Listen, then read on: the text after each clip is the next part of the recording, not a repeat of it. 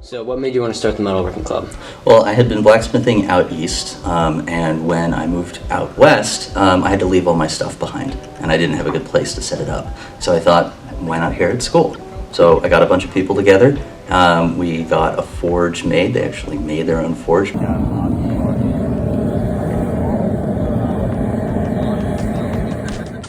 So tell me about the process of making the hammer. So in the beginning, we started off by cutting the metal to an approximate length. That way it would fit the size requirement and like the weight requirement. And then after we did that, we started off by squaring the metal. And then we started rounding it. Once we were done with that, then we went into punching the metal. That took probably the longest. That was like probably our most crucial step there to get it really accurate. And then we started drifting the metal.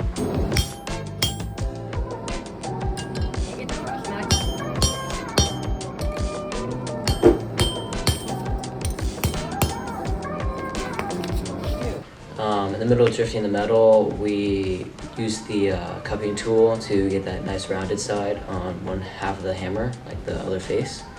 And once we were done with cupping and drifting, then we started using fullers to get the fullers on the side of the hammer and make it like a square circle around the hammer.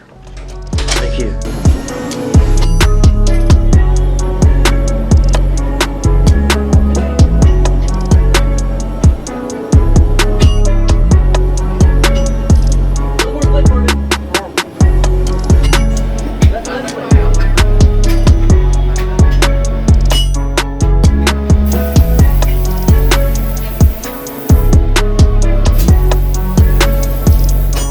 Tell me about the final steps of the hammer. So after grinding and heat treating the hammer, we made the handle, which we used wood burning to create the initials of our team members and the name of our coach along the bottom.